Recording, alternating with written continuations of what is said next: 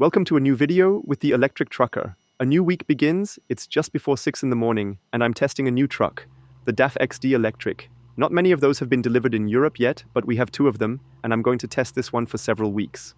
The XD is the smallest, then there's the XF and the XG, the really big one, but the really big ones aren't battery electric yet. And I think it looks really good in the Nano Janssen red. We have a center tunnel here because it's a small cabin.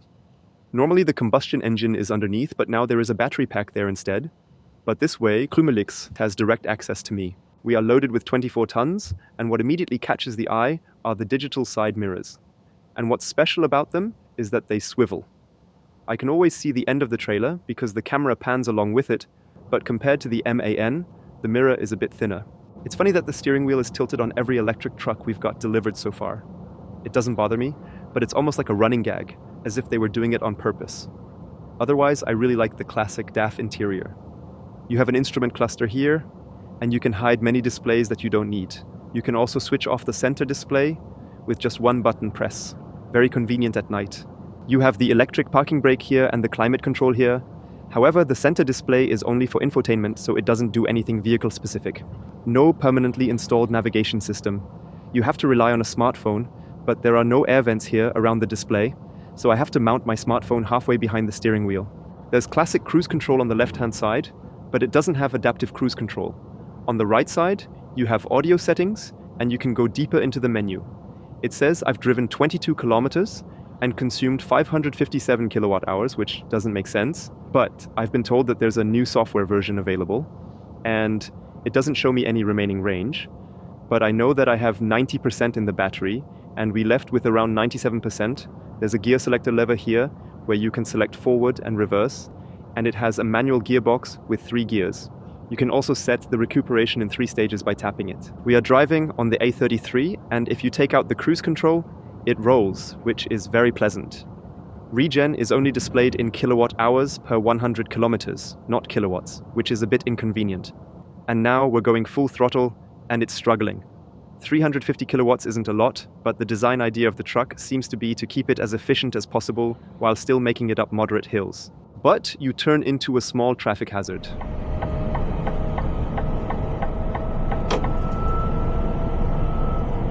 But to be honest, these are not good starting conditions for the test. With other trucks, I started with an empty trailer and they got heavier as the video progressed. First, small charging stop, and Marvin is also here with my Iveco. He is making a trip to the south for my lens. I started the charging process earlier, but after a few minutes it dropped from 300 to 258 kilowatts. This could be due to the charging station, so we'll see if it happens again later.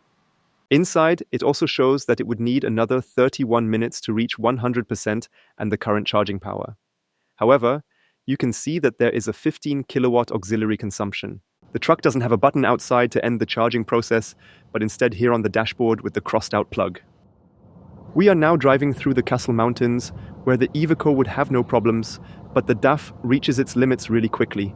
It is already at 100% power, and we are losing speed. The papers say we weigh 42 tons, but I can't check it because the truck doesn't come with an axle load indicator in the standard configuration. You have to order it separately. Now we're at 50 kilometers per hour. The other trucks aren't much faster, but they are faster. I don't think I've ever driven up here so slowly. When I'm driving for a long time, I sometimes get annoyed that I don't have coffee with me, but this time, I realized that I bought some coffee earlier, and it's still warm in the thermos mug. It's weirdly funny to be happy about the coffee that I bought myself earlier but forgot about. Overtaking is prohibited, but I can understand the truck drivers. I am a bit of a traffic hazard, and now I'm even under 50 kilometers per hour. That is not something I want to get used to. With other trucks, you can just set cruise control at 80 and drive through the mountains and don't even notice the hills, but with this one you have to drive more attentively. We still have 24 kilometers to go, and now at 15%, a warning message appeared that the charge level is low. The truck can charge with a maximum of 325 kilowatts and is now at 318 kilowatts at 11%. That's good enough, and we've now completed the second leg, and as I still have a bit of time left, I'm going to drive on a bit longer. Krümelix has the best spot here. He can just stroll over to me on this central tunnel. Really funny. And at Ionity, the charging curve was a bit off again like before, and then the charging stopped. But I restarted it, and it continued charging at full power. And the consumption figure now shows 1.19 kilowatt hours per kilometer, and that's actually totally fine for maximum weight and through the mountains. It can only be better with a volume load, partial load, or no load. We are now at a service area and are charging at an older Ionity charging park. I was lucky and found a spot for my trailer just before the exit right next to the highway. It won't be as idyllic as it is here, so I'm enjoying my last few minutes before heading over. The truck started charging at full power again and then dropped to 250 kilowatts after 20 minutes. My theory is that the internal cables are either not cooled or the software is not cooling them properly. They take the peak load at the beginning, but after 17 minutes it gets too warm. You maybe lose 15 minutes per day because of it, but it's not bad as long as it charges reliably at 250 kilowatts.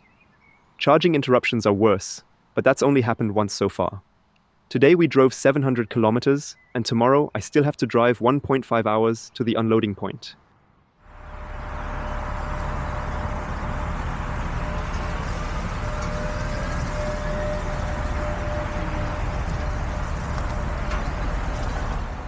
Unloading worked without any problems, but now to the biggest issue I discovered so far. The steering sounds off and makes weird noises as if the fluid is being pushed around constantly. And the steering itself is super stiff. It is almost impossible to steer with one hand. Usually you can steer any truck with just one finger. I hope it's just a defect in this truck. But it's funny that most of the issues I notice have nothing to do with the electric drive. That one runs without any problems. And now I'm heading to Trento. I bet you can guess what I'm going to pick up there. First charging stop of the day, and good news.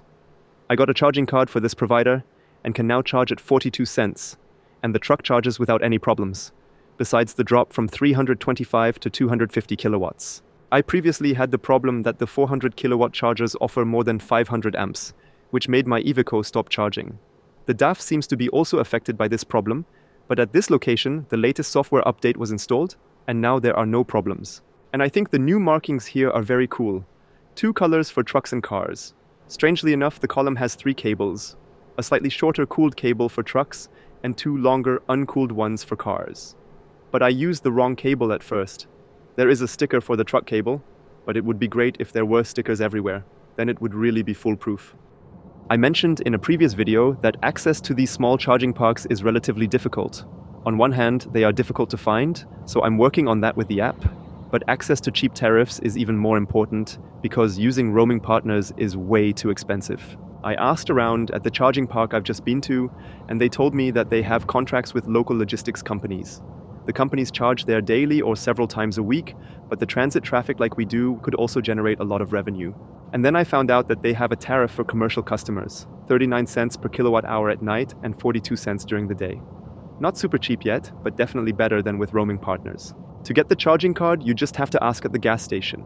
We quickly set up a company account, and I was able to start the charging session at the cheaper rate. Still not ideal though. Now every one of our truck drivers needs their own charging card. Plus, during the day there's a blocking fee after 1 hour. If I'm taking my 45-minute break, that's fine. But blocking fees don't make sense for trucks that can charge at over 200 kilowatts for several hours. They are basically missing out on a lot of revenue. But that's why I make these videos, so things improve step by step. And this is the axle load control in Austria. They measure your axle loads while you drive over this roll here, and if you're too heavy, you'll get waved out using the arrows on the screen.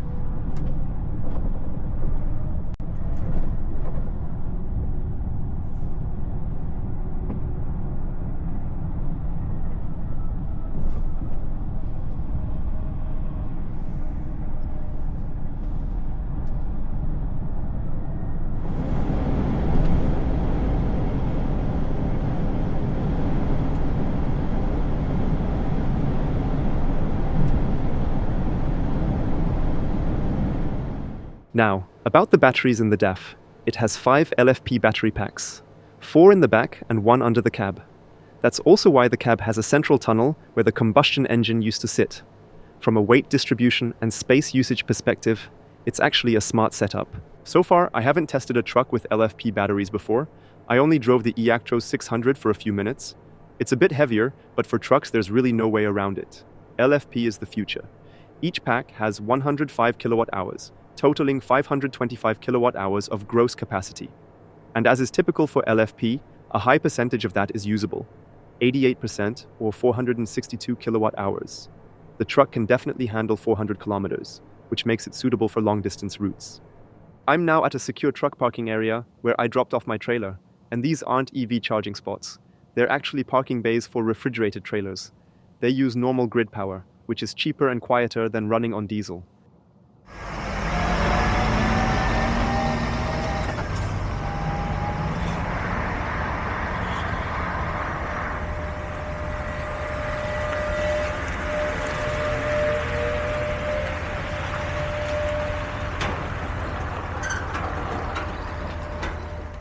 We're now loaded with 22 fast-charging stations and heading back over the Brenner Pass.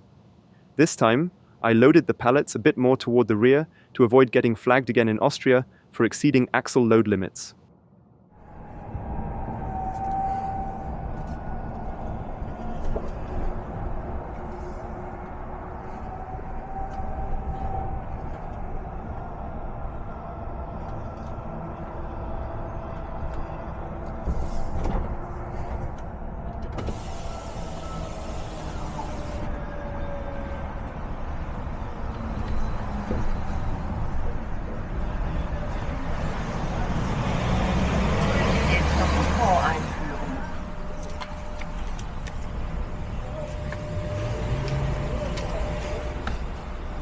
Introdurre il denaro o la tessera. Geld oder Karte einführen. Attendere, prego. Die privaten. Grazie e buon viaggio. Ritirare lo scontrino. Beleg entnehmen.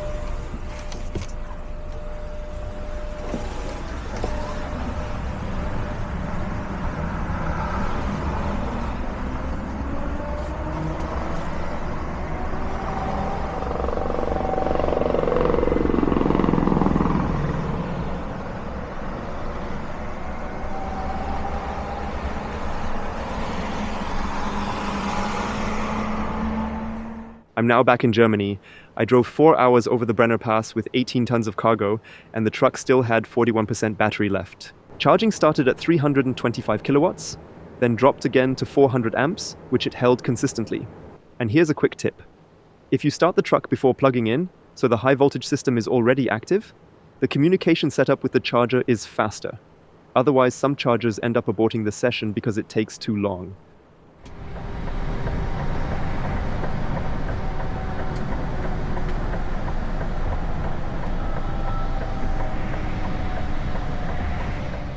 The truck handled this first week really well. It's definitely a solid option for long-haul transport. But I wanted to go over a few things I noticed. We now have 2 of these XD models, but we've changed our order for the remaining 6 to come with the taller XF cabin, since we'll be using all of them for long-distance driving. Design-wise, I really like the look of the truck, and the camera system, especially how it covers corners, is well thought out. However, there's only a step on one side of the truck, which is a bit inconvenient. But the air pressure connections, on the other hand, are great. I'm not sure exactly what's different about them, but they click on super easily and are mounted very easily. The center tunnel in the cab doesn't bother me much, especially now that I understand there's a battery pack underneath. One cool feature is the air pressure gun. That's super handy. Inside, the cab is really cozy. You've got multiple levels and can even stand up in it. The dashboard design looks great. I like that the big screen is purely for multimedia, but honestly, some energy consumption data would be better placed there too. Right now, it's kind of awkwardly crammed into the smaller driver display. The layout with the extendable table is very practical. I just wish for a better phone holder solution. As for the mirror camera system, it's easy to get used to, but personally, I like the one in the MAN a bit more. And this is a feature I really like. You can stop the charging process from inside the cabin, so you don't have to go out in the rain to press a button. The air suspension control is also perfectly placed, always within reach, even when the door is closed. Same goes for the seat ventilation and seat heating, but the truck isn't fine-tuned yet. When you take off, the wheels spin a bit, and the traction control doesn't kick in properly. If you decelerate using full regen, the brakes engage pretty harshly, and with cruise control, the speed fluctuates. The steering is also really heavy. It all feels a bit rough around the edges, but these are things that can be fixed, likely through software updates. That's why I wouldn't call any of this a major criticism. Other than that, it has a fridge and a small control panel by the bed with radio, lights, horn, and a USB port with constant power. There's even a little slot to slide your phone into. I also asked who decided to spec this truck with a second bed. If there's one truck that won't be used for long-distance double driver jobs, it's this one. But the reasoning was, it's good storage space, and you can't order extra cabinets with this configuration. But you can't sit up properly in bed to read or watch anything, so I'd honestly prefer it without the second bed. One funny thing, it has a sunroof, but there's a spoiler right above it, so you don't get much light, but you can leave it open in the rain. Anyway, it's the weekend now, and testing continues on Monday. You can't judge a truck like this in just 1 week. You really need to see how it performs over time. Next week I'm going to drive 3,500 kilometers with the DAF and cross a total of 6 countries. If you want to see the video earlier, you can get early access with a YouTube membership. Thanks for watching. I wish you a really great evening or a great rest of your day. See you next time. Ciao.